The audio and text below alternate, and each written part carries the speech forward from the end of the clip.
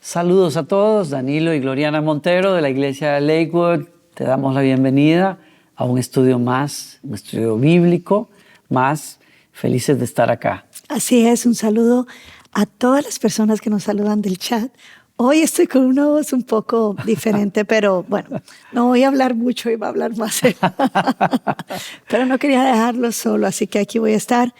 Pero un honor poder leer, aprender, tomar mucha sabiduría de este libro de Primera de Corintios, capítulo 9 especialmente. Así que estamos muy contentos de poder compartir con todos ustedes esta preciosa enseñanza y salúdanos ahí en el chat también y dinos tus comentarios.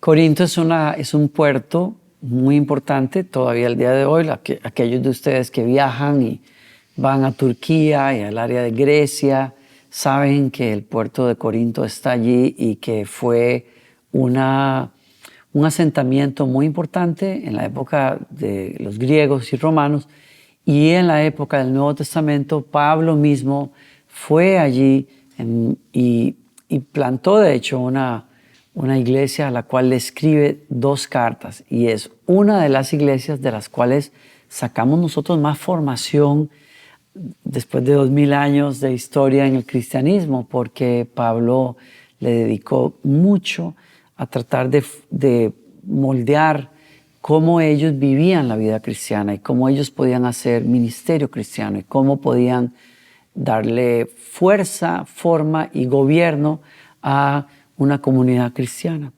Y en este caso, Pablo vuelve a recordarnos a nosotros lo importante que es el ministerio cristiano, es decir, lo importante que es entender que Dios llama y capacita a personas, a seres humanos, hombres y mujeres, para servir a los demás, servir a Jesucristo sirviendo a los demás. Y en un punto en particular, y es cómo esas personas fortalecen, enseñan, se dedican al magisterio, a la enseñanza de la palabra de Dios a los creyentes y proclaman el Evangelio.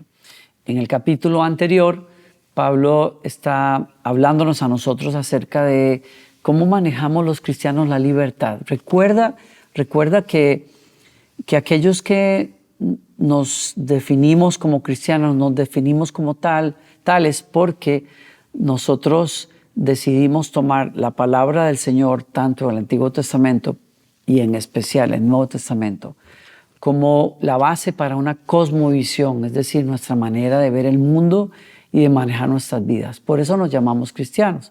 Y entonces, claro, todos tenemos formación de nuestros padres, la cultura que nos rodea, las tendencias de pensamiento del mundo. Claro, todo eso es parte de nosotros, pero lo que rige como lo principal es qué nos dice la palabra de Dios, qué nos dijeron los profetas y los apóstoles, y cómo Cristo le da forma a toda esa riqueza bíblica. Por eso nos volvemos a la Biblia. Y Pablo está hablándonos a nosotros de que como cristianos somos libres, tenemos libertad de vivir, de tomar nuestras propias decisiones, de manejar nuestra vida a nuestra manera.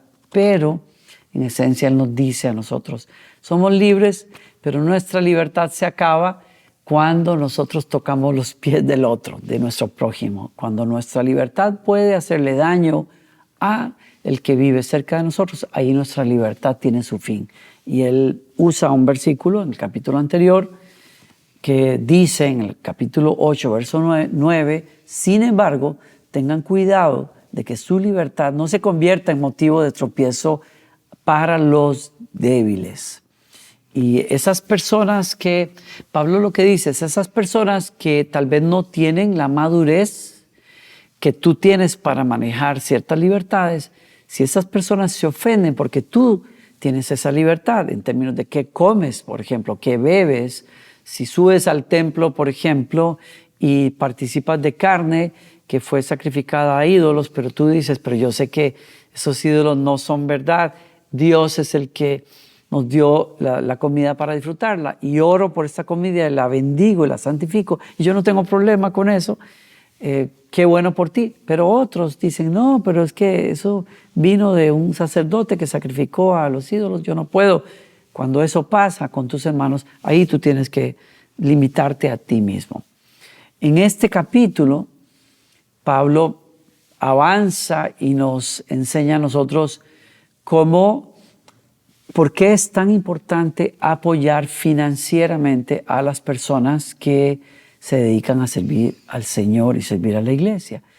Y cómo esas personas que sirven a Dios, aunque tienen la libertad de tomar esa bendición, muchas veces se limitan en esa libertad por amor a los que no entienden, por amor a los que van a encontrar un estorbo en ese término, en términos de que un ministro reciba su justo salario, y entonces rescinden aquellos, se limitan para poder alcanzar a más personas. Vamos a ver todo eso en este capítulo.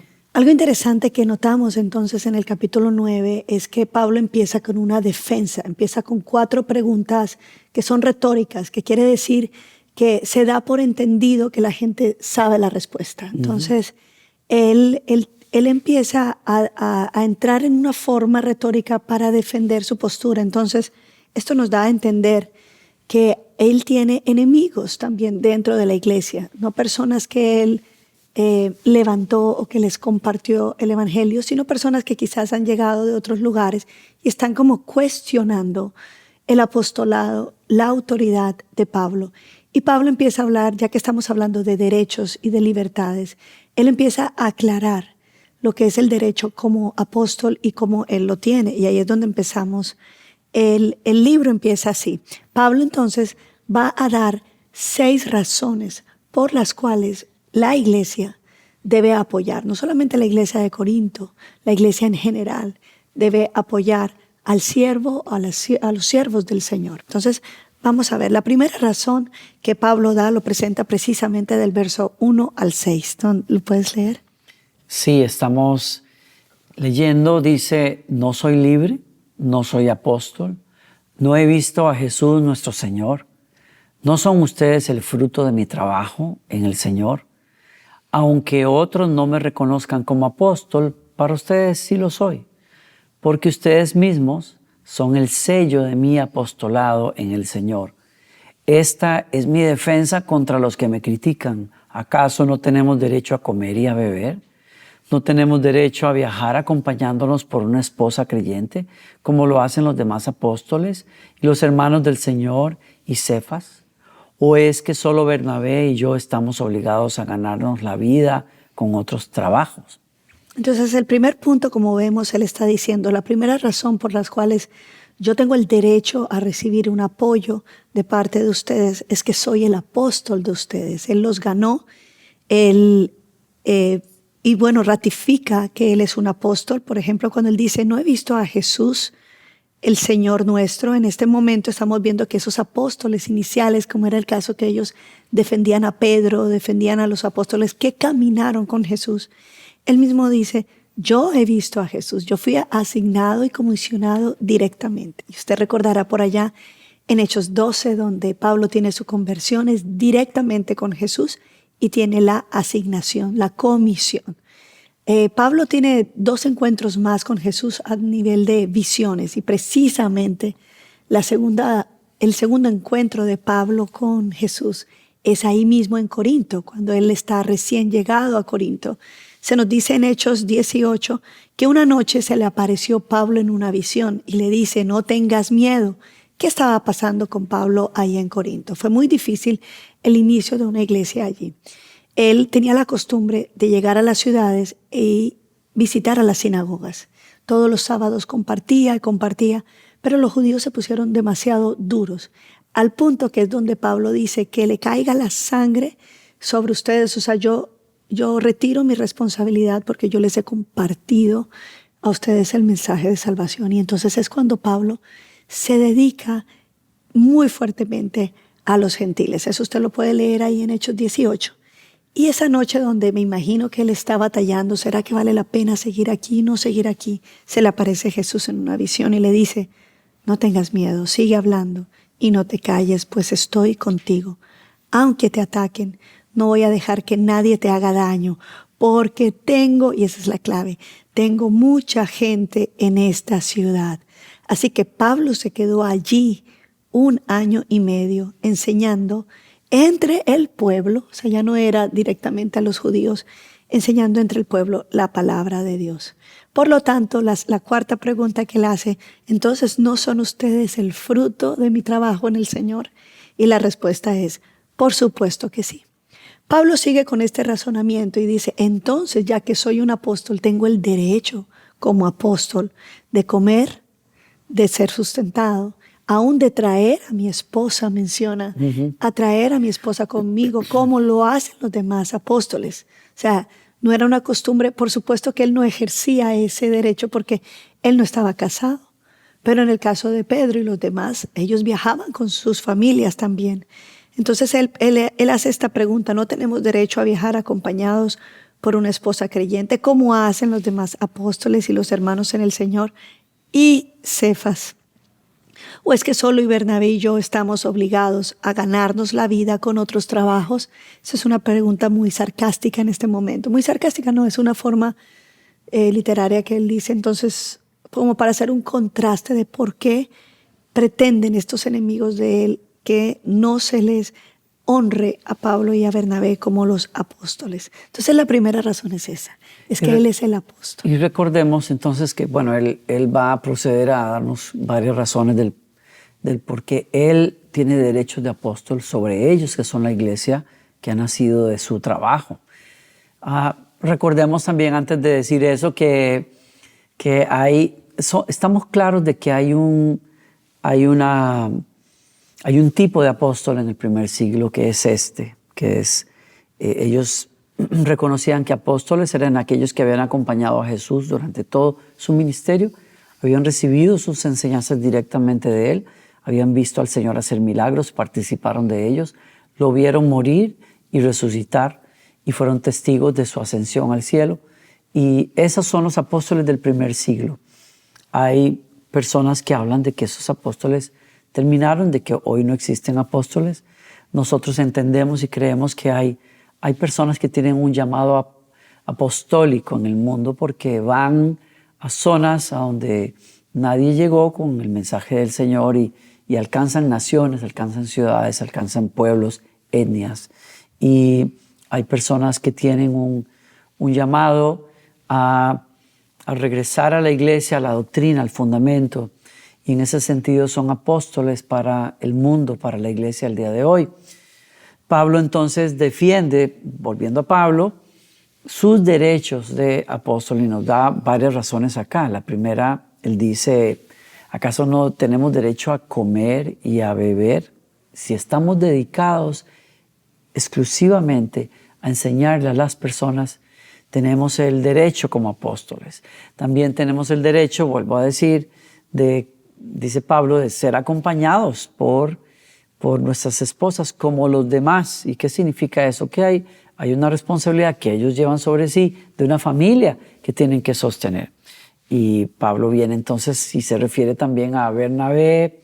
Dice, es que solo Bernabé y yo estamos obligados a ganarnos la vida con trabajos. Y se ponen de ejemplo de sacrificio y de compromiso, llevándole el evangelio a otras personas, pero también trabajando por otro lado.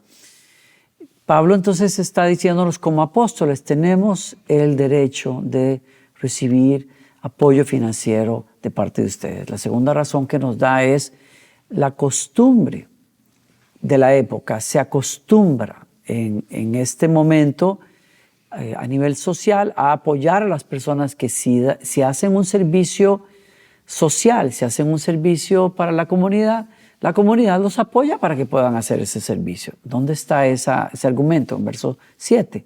¿Qué soldado presta servicio militar pagándose sus propios gastos? La respuesta es obvia. ¿O qué agricultor planta un viñedo y no come de sus uvas? ¿Qué pastor cuida un rebaño y no toma de la leche que ordeña? Yo diría, ¿qué doctor no prescribe medicinas y cuida nuestra salud y no recibe su justo salario? ¿Qué ministro y qué presidente no trata de llevar las riendas de un país y no va a ser sostenido a través de los impuestos del pueblo al cual gobierna?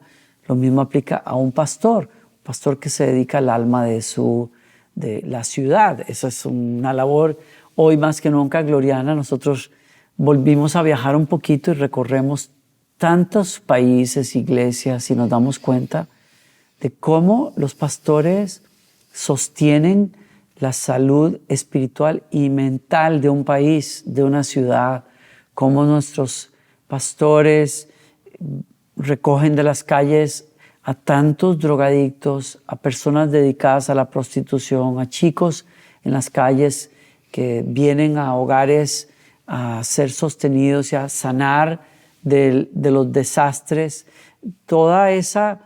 Tantos grupos sociales que nuestros gobiernos no saben cómo tratar y recurren a las iglesias cristianas en toda Latinoamérica y en los Estados Unidos para decirle a los pastores: ustedes saben cómo ayudar a estas personas, háganlo. En pocas instancias los gobiernos ayudan a esos pastores, pero en algunos casos, lo menciono porque es así. Así es. La mayoría de los casos no. Y estos pastores que dan la vida, que dan su juventud, porque somos testigos de ello, tú lo has visto, yo soy testigo de los pastores que me criaron en el Señor y como han dedicado toda su vida, literalmente dedicaron su vida para ayudar a los demás. Ellos merecen que nosotros cuidemos de ellos, que les demos un salario digno. Es lo que Pablo está diciendo acá. Nos da una tercera razón. Es que esto es conforme a la ley de Dios, no solamente es una costumbre social, es la ley de Dios. Hay un verso que sigue ahí. Él lo explica del verso 8 al 11, dice: no piensen que digo esto solamente desde un punto de vista humano. ¿No lo dice también la ley? Porque en la ley de Moisés está escrito: no pongas bozal al buey mientras esté sacando el grano. ¿Acaso se preocupa Dios por los bueyes o lo dice más bien por nosotros? Por supuesto que eso está escrito por nosotros, porque cuando el labrador ara y el segador saca el grano, deben hacerlo con la esperanza de participar de la cosecha. Si hemos sembrado semilla espiritual entre ustedes, ¿será mucho pedir que cosechemos de ustedes lo material? Qué manera de escribir, que es bellísimo. Pablo está citando Deuteronomio 25:4, la ley. Claro que Dios tiene cuidado de nosotros y de los que labran, de sus siervos. Entonces, Pablo está diciendo: yo tengo todo el derecho también, y los que siguen y los que cuidan de ustedes tienen el derecho. En el libro de Hechos nos menciona que varias iglesias del área de Macedonia, o sea, iglesias que son gentiles, apoyaban a Pablo. De hecho, algunas iglesias lo apoyaron mientras él estaba allí, como la iglesia de Tesalónica, la iglesia de Filipos, de Berea. Pero también, no solamente cuando Pablo estaba ahí, sino que cuando Pablo estaba en misiones, ellos habían entendido el trabajo vital de Pablo. Así que ellos se comprometieron se comprometieron con Pablo y con el trabajo de extender el evangelio, y por eso es que apoyaron financieramente. Entonces, esa razón está validado conforme a la ley de Dios que el que trabaje coma del fruto del trabajo. Y la cuarta razón, que otros lo hacen. Es costumbre ya que otros están apoyando. ¿Por qué no lo harían ustedes? Dice Pablo: si otros tienen derecho a este sustento de parte de ustedes, ¿no lo tendremos aún más nosotros? Sin embargo, no ejercimos ese derecho, sino que lo soportamos todo con tal de no crear obstáculo al Evangelio de Jesucristo. Y entonces Pablo dice prácticamente que él soporta el no recibir ayuda de ellos en silencio con tal de alcanzar a más personas. Pero obviamente lo que otras iglesias hacen para apoyar a los que van por todas partes predicando el Evangelio es un derecho que Pablo podría tener y lo presenta claramente a nosotros. Entonces, claro, vamos a hablar un poquito más de esto en un minuto. Hay una quinta razón que Pablo nos da, y es que es un oficio establecido en la ley. Y aunque ya Pablo habló de que incluso antes de la ley había la costumbre de darle que un buey, mientras está trabajando, tenía el derecho de comer del pasto para poder trabajar. Eso podría ser un principio filosófico, si lo queremos decir así. que viene a tomar forma legal ya en la ley de Moisés, que la leímos también, Pablo establece que no solamente eso era un principio, que era algo ordenado por la ley. Dice, ¿no saben ustedes que los que sirven en el templo reciben su alimento del templo? Y los que atienden al altar participan de lo que se ofrece en el altar. Está en el verso 13. Ya nos está hablando del oficio sacerdotal que estableció Moisés. Su hermano Aarón fue el primer sacerdote de una orden arónica, así se llamó, que a partir de la época de la ley ordenó que el pueblo tenía que sostener a aquellos que se dedicaban a los sacrificios en el templo y que parte de las ofrendas que traían al Señor, una parte, la mejor parte iba para el Señor, pero una parte de eso iba para alimentar al sacerdote y a sus familias. Igual que los diezmos. Igual que los diezmos. Entonces, hoy que hay tanta discusión sobre este tema, y hago un paréntesis aquí importante porque es obvio que nos estás mirando, somos pastores, estamos hablando de un tema de finanzas y gracias a Dios no estamos en un servicio donde vamos a proceder a recoger una ofrenda inmediatamente. ¿Por qué? Porque no es nuestra intención y ni es nuestra necesidad, gracias a Dios, que tengamos que explicar esto para poder recoger una ofrenda para nosotros. Esa no es la idea. Lo que estamos viendo claro acá es, hay discusión hoy incluso acerca de por qué las iglesias y por qué se piden diezmos. Yo no espero que una persona que no tiene la fe cristiana pueda entender eso, porque no lo puede entender. Creo que hemos dado buenas razones para, como lo hablé hace un momento, desde un gobernante hasta un doctor, al cual nadie cuestiona por recibir un salario. Esa es una buena razón para defender por qué los pastores que le dan la vida a la grey de Dios necesitan ser sostenidos por su propia grey. Pero aquí hay una razón de peso para todos nosotros que creemos la palabra del Señor. Y es la ley lo ordenó para los sacerdotes.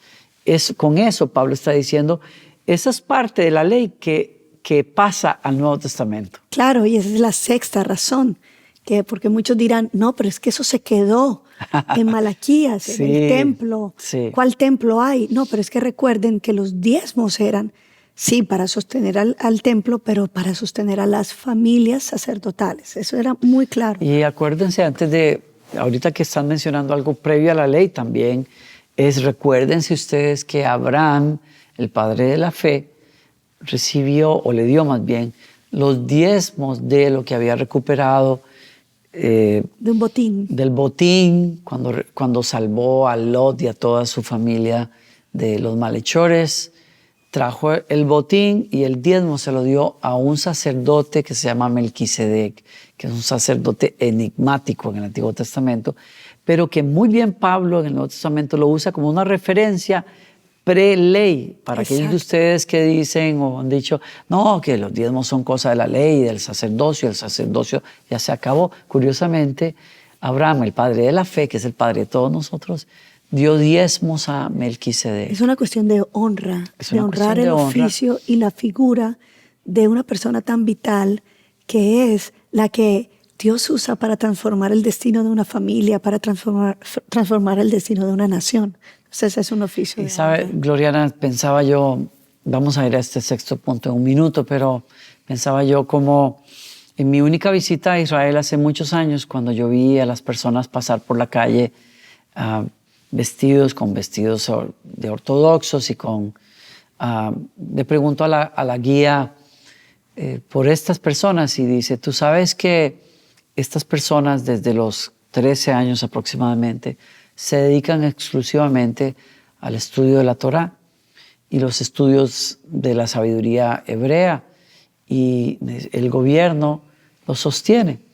Y le digo, ¿así? ¿De veras? ¿Cómo? Dice, bueno, porque el gobierno de Israel cree y dice, el alma del país depende de esos hombres. Claro. Y no queremos que se preocupen. Queremos que ellos se dediquen exclusivamente a darnos la interpretación de la ley. Qué cosa me impactó muchísimo y de eso estamos hablando hoy acá, de la importancia.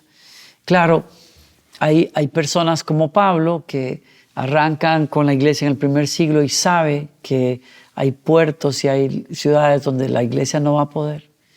Y él decidió de antemano, voy a sostenerme haciendo carpas, cosiendo carpas, que en ciertos puntos allí, en ciertos momentos, como ya lo comentamos, porque la iglesia o no podía. Estaba nueva, era muy nueva. Y eso lo hacen misioneros, amigos nuestros. Claro. Lo han hecho en todo el mundo. Ellos se han pagado han levantado sus fondos y se han ido por cierto tiempo para llevar el evangelio a personas y en lugares donde las iglesias no van a poder.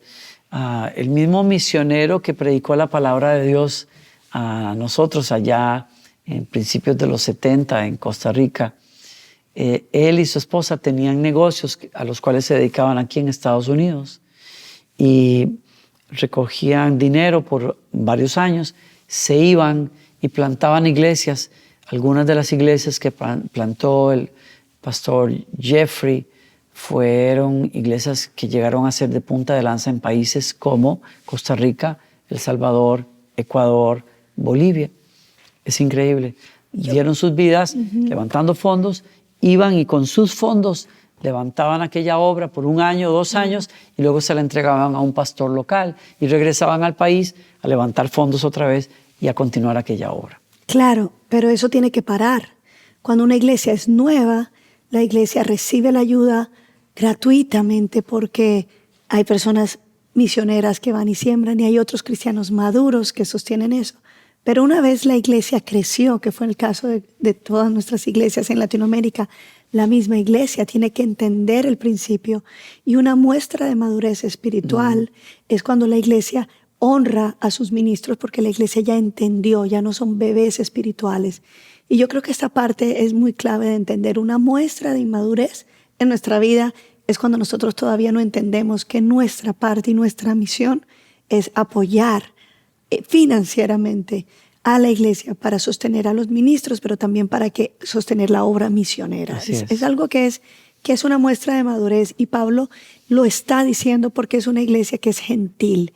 Una iglesia ¿qué quiere decir esto? Que no tiene el trasfondo del sacerdocio y por eso les está diciendo. O sea, yo estuve con ustedes casi 2 años y yo nunca les pedí, pero es como que despierten, es hora que ustedes lo hagan.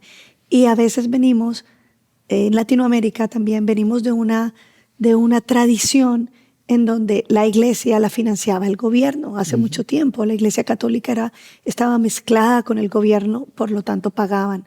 Y el pueblo no tenía la obligación de sostener a los ministros, no entendía la importancia. Y daban limosnas. Daban limosnas. Limosnas es como, viene de un sentimiento de casi de, conmiseración, de dar una ayuda, pero no es un compromiso. Es más como que yo siento hacerlo, pero yo no estoy apelando aquí al que tú sientas hacerlo, es a que tú entiendas que como cristianos usted y yo somos responsables de financiar el reino de Dios. Claro. No le toca al gobierno y menos cuando tenemos gobiernos cada vez más seculares. Que no creen en la importancia del cristianismo. No lo van a apoyar tampoco. Muy pocos gobiernos apoyan a su fe. Y tampoco una compañía va a apoyar la obra tan noble que hacen muchos pastores a nivel social, tampoco. Muchos no creen en eso.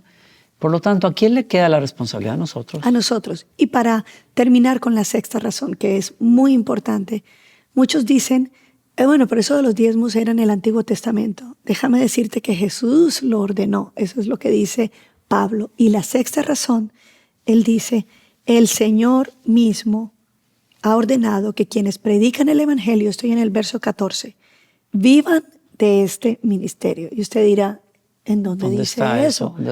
¿Dónde lo dijo?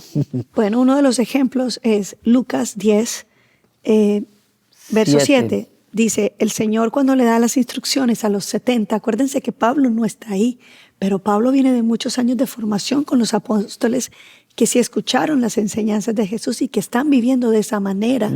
Entonces, ellos seguramente le cuentan esta parte donde Jesús les dijo, cuando vayan a evangelizar y envió a los 70, dicen, quédense en esa casa, coman y beban de lo que ellos tengan Y Jesús mismo cita, porque el trabajador tiene derecho a su salario. No anden de casa en casa. Es como, no anden mendigando, no anden por aquí. Quédense en un lugar donde Dios los envía, establezcan una casa y ustedes reciban porque hay un derecho al salario. Tenemos la segunda parte de todo este capítulo que es increíble, por cierto, y es donde Pablo trata cómo nosotros como ministros tenemos que limitar nuestra libertad si es necesario para poder alcanzar a las personas. Nos quedan unos cuantos minutos, pero no queremos irnos sin cubrir esta parte tan importante. Pablo dice en el verso 15, pero no me he aprovechado de ninguno de esos derechos, ni escribo de esta manera porque quiera reclamarlos. Prefiero morir a que alguien me prive de este motivo de orgullo. Y entonces él nos da la primera razón que él tiene para limitarse y no pedir lo que merece, es que él tiene una recompensa que él va a recibir de parte del Señor. Y por eso él desarrolla en el verso 16 esta razón. Sin embargo, cuando predico acerca de las buenas noticias, no tengo de qué enorgullecerme, ya que estoy bajo la obligación de hacerlo. Ay de mí si no predico las buenas noticias.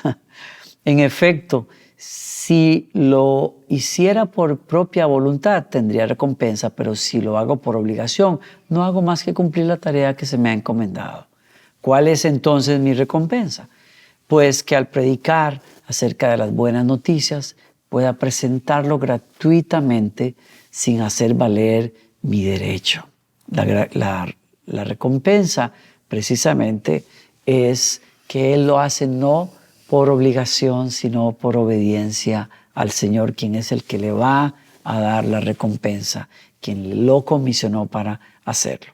Hay una segunda razón que él da para renunciar a su derecho, y es que él pueda tener la posibilidad de ganar a más personas sin que las personas encuentren el estorbo del tema financiero. Uh-huh. ¿Sí? Y entonces él, versos 19 al 17, explica y dice, más hasta el verso 23, aunque soy libre respecto a todos, de todos me he hecho esclavo para ganar a tantos como sea posible. Entre los judíos me volví judío a fin de ganarlos a ellos. Entre los que viven bajo la ley me volví como los que están sometidos a ella, aunque yo mismo no vivo bajo la ley, a fin de ganar a estos. Entre los que no tienen la ley me volví como los que están sin ley, aunque no estoy libre de la ley de Dios, sino comprometido con la ley de Cristo, a fin de ganar a los que están sin ley. Entre los débiles me hice débil a fin de ganar a los débiles. Me hice todo para todos a fin de salvar a algunos por todos los medios posibles. Todo esto lo hago por causa del Evangelio para participar de sus frutos.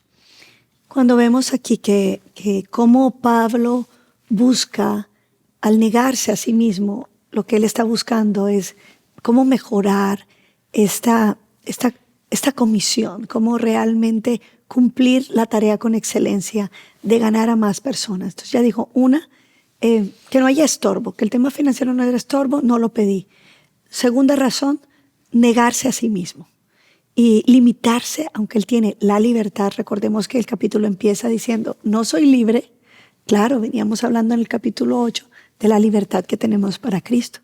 Pero como ministro, aunque él es libre, él toma la decisión de negarse a él mismo. ¿Cómo se niega a él mismo? Bueno, él lo pone de manera práctica en unos 3 formas. Dice, cuando estoy con los judíos, me hago judío. ¿Qué quiere decir? Que él participa de las fiestas, participa de los rituales, de que él no hace algo tampoco que estorbe. O sea, si el tema financiero es un tema que va a estorbar a los nuevos, él se abstiene. Si el tema de la libertad que él tiene en cuanto a que las costumbres y los rituales no son para salvación, él se abstiene de su libertad diciendo, puedo participar con ellos porque les estoy demostrando respeto. Es como su forma de él negarse a sí mismo en el respeto para ganárselo. Luego dice, a los que están sin ley, yo actúo como a los que están sin ley y ¿cómo es esa parte? Como si yo estuviera sin ley. Sin ley. Segundo, Pablo estaba dispuesto también a vivir como los gentiles que no tenían ¿qué ley? La ley de Dios. Pero para evitar el ser malentendido, él no está hablando de que él cae en pecados Claro. morales. No se pone en juego que si tienes un pecado, lo que se pone en juego es más la parte de la cultura. Es donde él está dispuesto a ser como ellos, a participar como ellos. Es curioso, Gloriana, que está muy claro acá para muchos hoy que piensan, bueno, yo soy libre en Cristo, no estamos bajo la ley, significa que estamos bajo la gracia. Y bueno, pues para alcanzar a las personas nos vamos a meter en los rollos en que las personas están muchas veces. Hay personas que piensan así. Y eso habla mucho de la confusión en la que muchos están, aún dentro de la profesión del cristianismo evangélico y protestante y hasta católico, yo creo. Entonces, Pablo dice, no, yo estoy bajo la ley del amor siempre.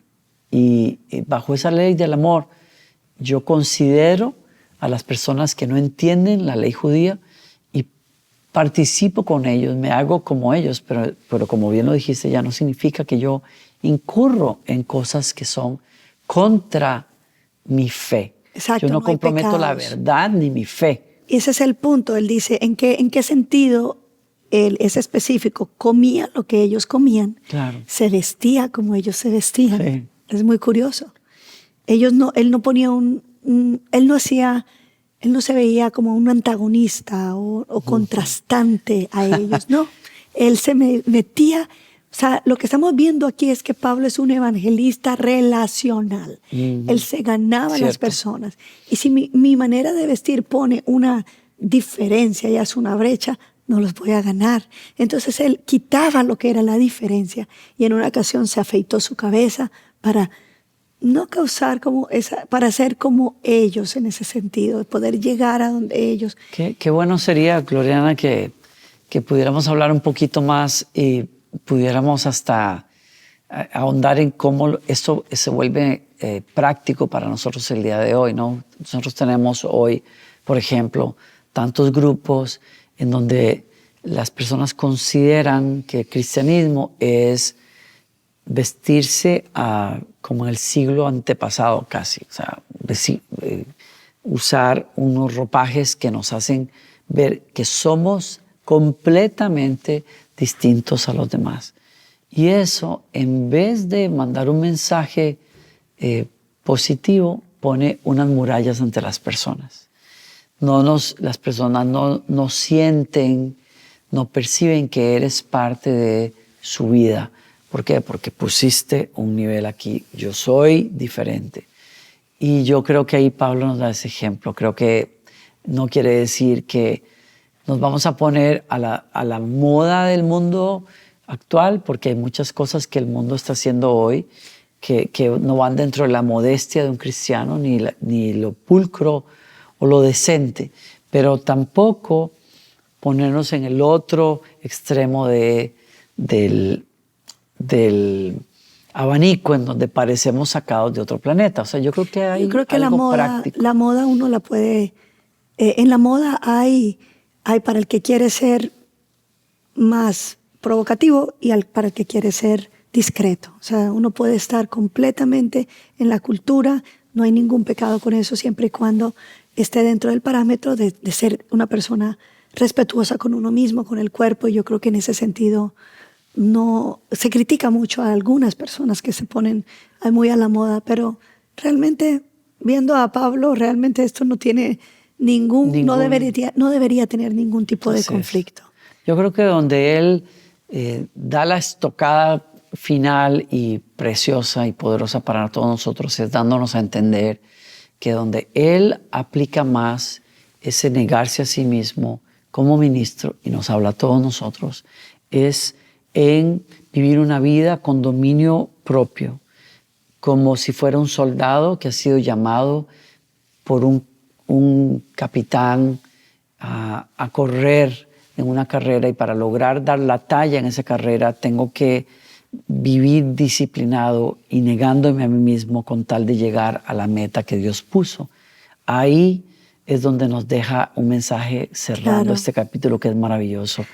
Está en los versos 24 al 27. ¿Quieres leerlo? Sí, dice, no saben que en una carrera, está hablando aquí de los juegos que se hacen en Corinto. Recordemos que en la época del atleta, los dos juegos eran los Juegos Olímpicos y los juegos creo que se llaman ístmicos. Y estos juegos dicen, él los compara como un atleta que se disciplina. Y dice, por eso no saben que en una carrera todos los corredores compiten, pero solo uno obtiene el premio. Corran pues de tal modo que lo obtengan. Todos los deportistas se entrenan con mucha disciplina. Ellos lo hacen para obtener una corona que se echa a perder. Nosotros, en cambio, por una que dura para siempre. Así que yo no corro como quien no tiene meta. No lucho como quien da golpes al aire. Más bien golpeo mi cuerpo y lo domino, no sea que después de haber predicado a otros, yo mismo quedé descalificado. Qué palabra. Se nos queda para nosotros, bebemos de ella y se queda en el corazón. Y yo quiero invitarte a ti que le sirves a una iglesia, a ti que eres joven y sientes la vocación de parte de Dios. Yo necesito dedicarme a servir a los demás, compartiéndoles el evangelio, formándolos. A ti que tienes el llamado a plantar iglesias, a ti que tienes el llamado de ir a una nación, a una etnia que no ha escuchado al Señor, a ti que eres líder en una iglesia, se nos pide más a nosotros. Si a todos los cristianos nos invita Pablo a ser como quienes corren para ganar, no porque competimos con los demás, sino porque competimos contra nuestras propias debilidades humanas. Si tú estás en esta carrera, que quede en tu corazón este ejemplo que es Pablo para todos nosotros. Nos ha dado buenas razones para entender como iglesia tenemos que sostener con un salario digno a las personas que sirven a Dios. Tenemos que apoyar a aquellos que se han dedicado y han dado frutos de ser personas dignas de confianza porque viven para Dios y se dedican a los demás.